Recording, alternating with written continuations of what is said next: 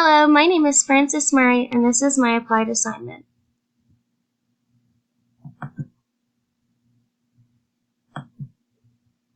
The first step for the applied assignment was the pre-work.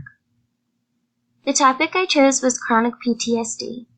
The reason that I chose this is because I'm seeking to understand my friends and peers with this disability. The aspects of inclusion that I focused on are civilian employment, Army employment, attitudes and biases, and effects on daily life. The person that I chose to interview was Staff Sergeant Matthew Taylor. The reason that I chose to interview him is because he served in Iraq and Afghanistan and has been diagnosed with chronic PTSD. Some of my background knowledge comes from having this invisible disability myself. I'm familiar with PTSD because I've been friends with a few people who have this disability, and I was diagnosed with it many years ago as well. My friends that have this diagnosis received it after combat service in the military, and I have seen some of the effects it has on their everyday life. I have also studied it as part of one of my psychology courses.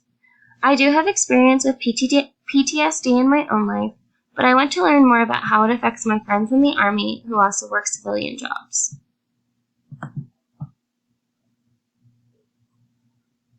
The first course material that I used was an article titled "People with Invisible Disabilities Fight for Understanding."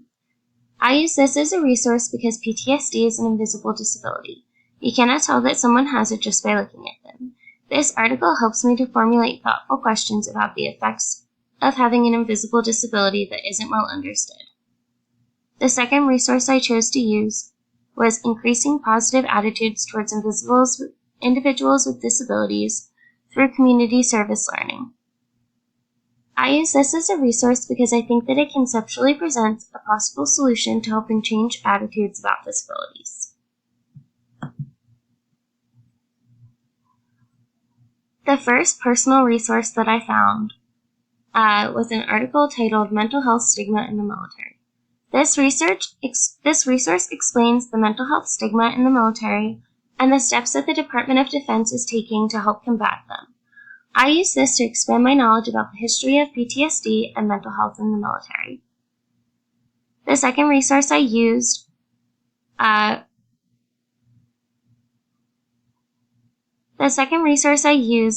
was about employment outcomes and PTSD symptom severity. This article examines and gives statistics about how PTSD affects employment. It outlines the specific difficulties that are the most common. I used it as a resource to help identify how prevalent issues are in the workplace and in what ways.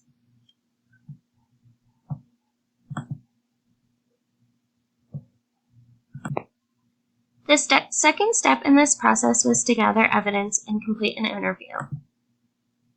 I asked my friend Matthew if he could do an interview with me to discuss the effects of PTSD on his life.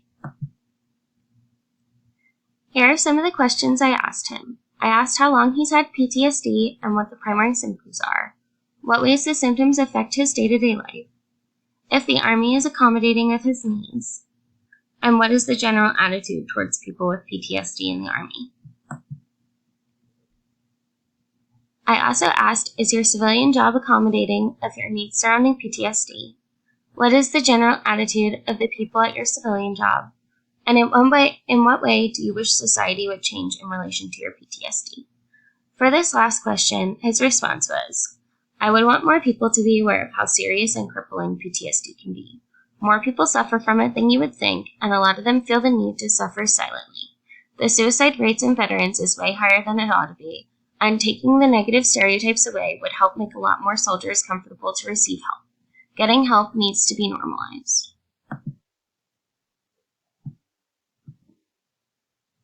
There were many new things that I learned throughout the process of this project. The first thing I learned was proven methods of inclusion. The Department of Defense was able to cause major reform because they set into place a project that would help to destigmatize PTSD and mental health in the military. They launched a campaign in which they set out to educate many military members about PTSD, the causes, and the severity. They also educated military members on how to support each other and how to make reasonable accommodations.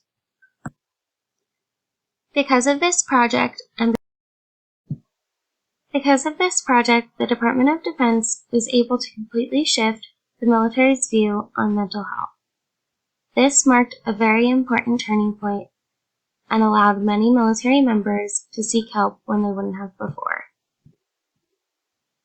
These same principles could be applied in schools and society as a whole.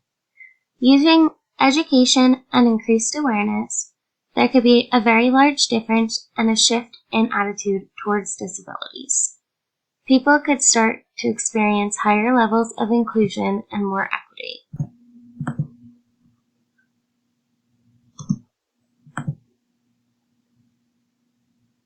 Another new thing that I learned is that ignorance causes inequality. The inequality that Matthew experienced in the workplace came from a place of lack of understanding. Since the members that he worked with did not understand his disability, they made jokes on his behalf and made him feel uncomfortable seeking accommodations that he needed. This, in turn, created an incredibly negative experience for him and forced him to ignore his mental health. In this course, we learned about a study in which people spent time working with individuals with disabilities. By the end of the study, many people reported feeling more comfortable being around and working with these individuals. This evidence-based practice could help companies like the one Matthew works at to provide a healthier and more inclusive environment.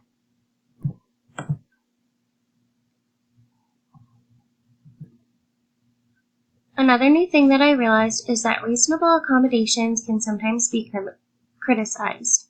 Even if the company's policies are inclusive, it needs to be reflected in the management's attitudes.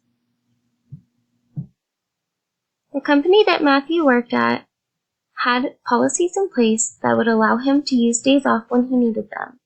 But anytime he would go to use these days off, management would make him feel bad and make him feel as though he were lazy and not a good employee. This ties into what we learned in this course about stereotypes. Stereotypes can lead to environments that cause people with invisible disabilities to avoid seeking help. These stereotypes are very detrimental, and they create an environment in which all employees are not made to feel safe and comfortable in their place of work.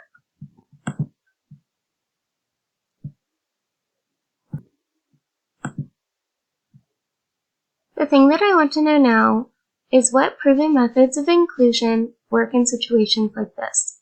What are some of the proven methods that help students with invisible disabilities to feel comfortable enough to seek the assistance that they need?